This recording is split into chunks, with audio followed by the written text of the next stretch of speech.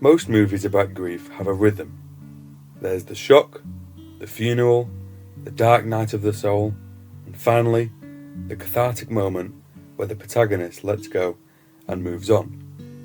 But Love Liza doesn't care about rhythm. Directed by Todd Louiso and written by Philip Seymour Hoffman's brother, Gordy, it is a film that sits in the stagnant air of room that hasn't been ventilated in weeks. It's a story about Wilson Joel, a man whose wife, Liza, has died by suicide, leaving behind a letter he refuses to open.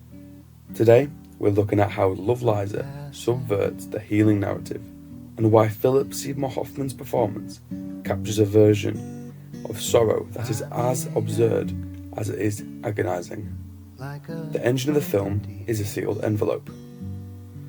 Wilson's refusal to open the letter isn't just about fear, it's about prolonging the presence of his wife. As long as that letter remains sealed, Liza is still speaking to him. Once it's opened, the conversation is over. She is officially gone. Hoffman plays Wilson not as a man who is sad, but as a man who is disintegrating. He is physically uncomfortable in his own skin. He loses his job, he loses his grip on social norms, and eventually he finds a way to numb the silence: gasoline. The most controversial and striking element of Love Liza is Wilson's addiction to huffing gasoline and RC plane fuel. On paper, it sounds like a dark comedy or a PSA movie, but in the context of the film, it's a devastatingly literal metaphor.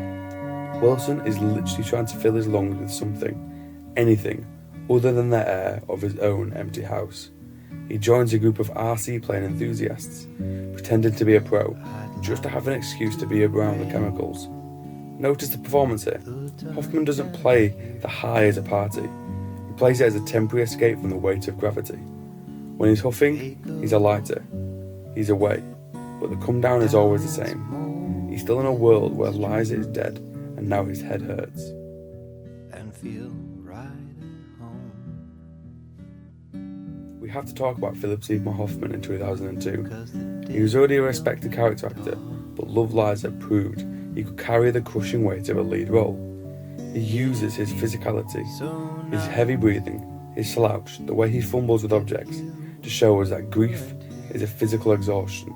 There's a scene where he finally confronts his mother-in-law, and the tension between them is a masterclass of unspoken history. Bates represents the demand for closure, Hoffman represents the right to remain broken. It's practically the performance of a lifetime.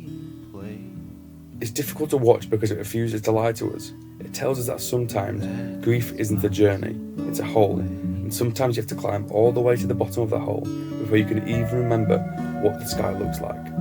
It's a film about the letters we don't open and the fumes we inhale, just to get through the afternoon. And 20 years later, it remains one of the most honest portraits of a broken heart ever put to film.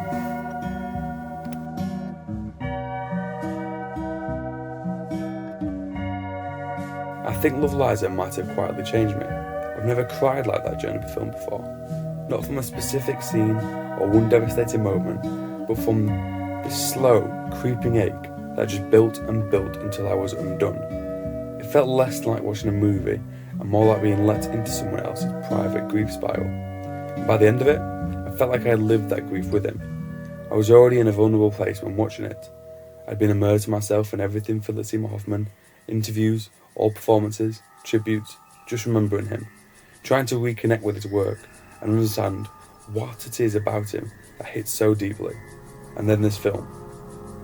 It didn't just hit, it hollowed me out.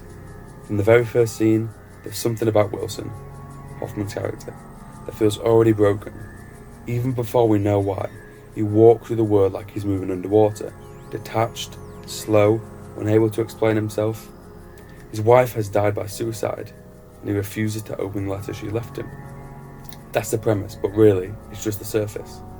What the film is grief, avoidance, dissociation, and raw pain you can't speak aloud. All the lines he speaks feel torn out of him.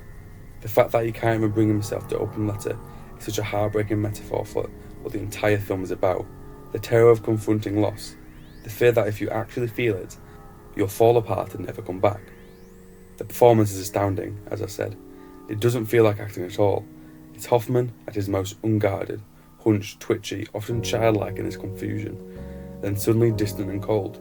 His grief is ugly, selfish, sometimes incomprehensible, and yet you never stop caring about him.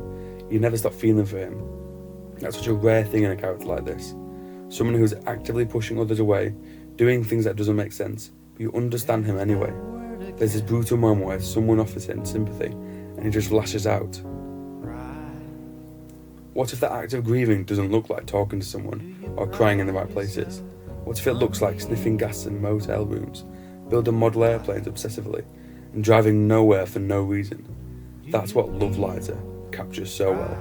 The irrationality of grief, the absurdity of it, the ways in which it doesn't align with what's socially acceptable. Wilson's behaviour isn't sanitised or symbolic. It's weird, it's self-destructive, it's darkly funny, but it's true, and that makes it all the more painful to watch. The screenplay, written by Philip Seymour Hoffman's brother, is sparse, minimalist. There's so little exposition, so few overt emotional outbursts. Everything is restrained, buried. The story isn't interesting in catharsis. There's no big speech, no neat resolution. The grief just is. And Todd Louiso's direction respects that. It never pushes for drama, never tries to make Wilson's pain digestible. The camera often lingers awkwardly, uncomfortably, like we're intruding on something deeply personal. Even the film's visual language reflects that, Wilson's disorientation. There's lots of long takes, muted colour palettes, suburban flatness. Nothing feels sharp or clear. It's all just a little foggy, like we're trapped inside his days. And you begin to start to feel the weight of the letter with him, not just as a plot point, but as a physical object full of dread, something sacred and unbearable all at once. After it ended, I sat there in silence. It didn't feel right to speak, to move, to do anything. I just felt this enormous ache. For the character, yes, but even more for Philip Seymour Hoffman. This is one of those films that made me miss him, like I hadn't in years, like I was grieving him all over again. He was so special, so singular, and this performance feels like a glimpse into something deeper than even his usual brilliance. It's so personal, it hurts. This is a strange little film, not flashy, not clean, but for me, it was devastatingly human. The kind of movie that doesn't try to make your sadness pretty. It just sits with it, quietly, honestly. It lets you feel what you need to feel. I miss Philip Seymour Hoffman. I miss him so much, and I'm so grateful this film exists.